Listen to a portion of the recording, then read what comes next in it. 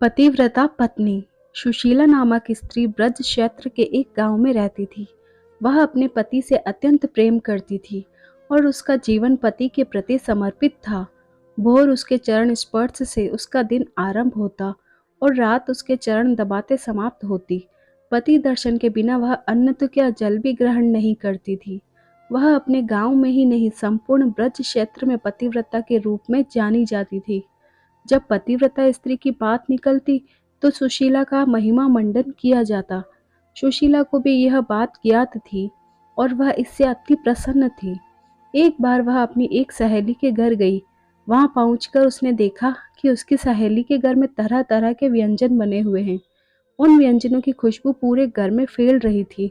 सुशीला ने अपनी सहेली से पूछा, सखी क्या बात है, आज कोई विशेष आयोजन है? सहेली बोली, नहीं ऐसी तो कोई बात नहीं। सुशीला ने कहा, तो अवश्य तुमने अपने पति के लिए बनाए होंगे। सहेली बोली, नहीं वो तो परदेश गए हुए हैं, ये सब तो मैंने अपने लिए बनाया है। यह सुनकर सुशीला चकित रह गई।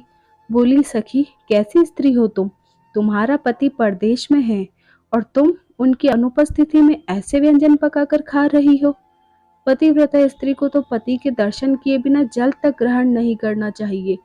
मुझे ही देख लो, मैं जब तक उनका मुख न देख लूं अन्न जल ग्रहण नहीं करती।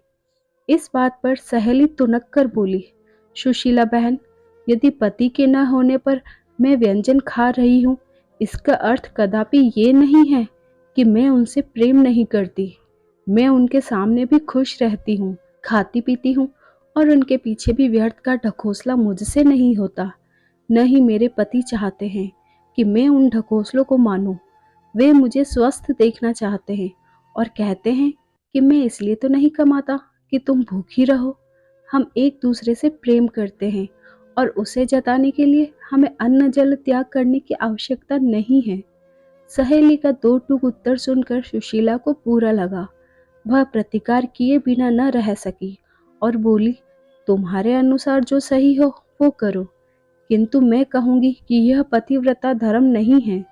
शास्त्रों के अनुसार पतिव्रता स्त्री को पति का मुख देखे बिना, उसके खाए बिना अन्न जल ग्रहण नहीं करना चाहिए। इसके बाद वह अपने घर चली आई। घर आकर उसने सारी बात अपने पति को बताई और पूछा कि बताओ क्या मैं गलत हूँ? पति सुशीला की अपने प्रति कर्तव्य परायणता और प्रेम से अभिभूत था, किंतु यह भी सोचा करता था कि पति के दर्शन बिना अन्न जल ग्रहण न करना व्यवहारिक नहीं है।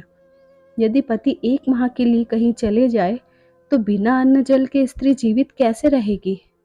इसलिए उसे लगता था कि कहीं सुशीला का यह व्यवहार मात्र ढोंग तो नहीं। उस दिन उसने निश्चय किया कि वह सुशीला की परीक्षा लेगा। उसके बाद से वह सुशीला को परखने लगा। कभी वह खेत से देर से लौटता, कभी स्नान करने में विलंब करता, कभी परोसा हुआ भोजन छोड़कर काम का कोई बहाना बनाकर घर से निकल जाता। सुशीला हर बार उसकी परीक्षा में खरी उतरती। एक दिन पति ने सुशीला से कहा, आज मेरा पुए और खीर खाने का मन है, तुम झटपट से ये दोनों व्यंजन तैयार करो, मैं खेत से आता हूँ। कहकर वह घर से निकल गया। सुशीला पुए और खीर बनाने में जुट गई। जब पुए और खीर तैयार हो गए तो उसकी खुशबू से सुशीला के मुंह से लार टपकने लगी, मगर उसका पति घर पर नहीं था, इसलिए वह दरवाजे पर बैठकर उसकी प्रतीक्षा करने लगी।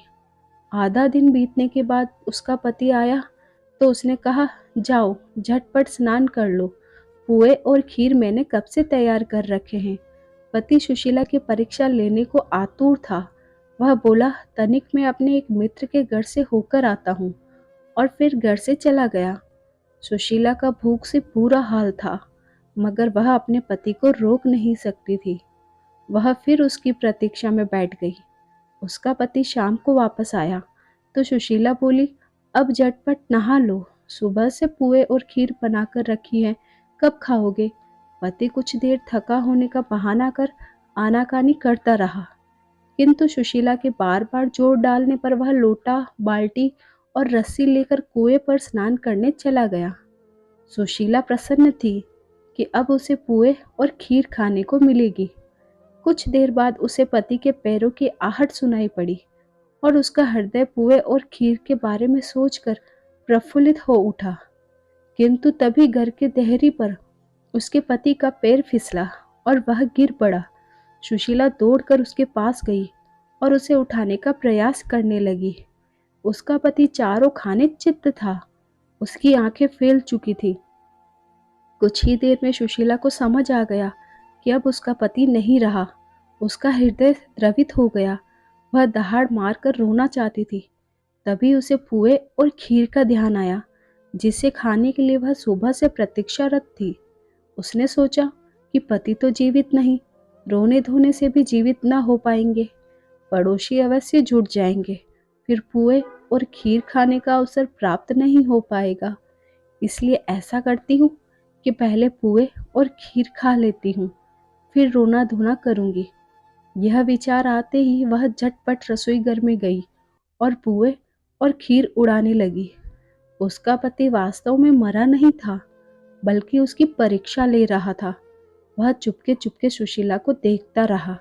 मन भरकर खाने के बाद सुशीला मुंह धोकर लंबा सा घूंघट ओढ़कर पति के पास गई और उसे सीने से लगाकर दहाड़ मार कर रोने लगी। वह कहते चली जा रही थी, तुम तो चले परम धाम, क्यों हम होंसू कुछ बखो कहो। उसका पति कुछ देर तक उसका नाटक देखता रहा। फिर अगली बार जब सुशीला ने कहा, तुम तो चले परम धाम, कू हम हूं तो कुछ कहो, तो पति ने उत्तर दिया, खीर सड़ोपा करी तो पुअनु कू तो चखो। यह सुनकर सुशीला हक्की बक्की रह गई। उसे समझ आ गया कि उसका पति जीवित है और मरने का नाटक कर रहा है। उसके बाद उसने लज्जा से सिर झुका लिया और सोचने लगी कि क्यों मैंने अपनी जीवा पर नियंत्रण नहीं रखा। किंतु अब उसके पति धर्म की पोल खुल चुकी थी। उस दिन के बाद से उसने कभी अपने पतिव्रता होने का ढोल नहीं पीटा। धन्यवाद। दोस्तों, अगर आपको हमारी ये स्टोरी अच्छी लगी हो तो इसे लाइक, शेयर और सब्सक्राइब कीजिए और बेल आइकन प्रेस कीजिए ताकि हमारी न्यू स्टोरी का नोटिफिकेशन आपको मिल सके।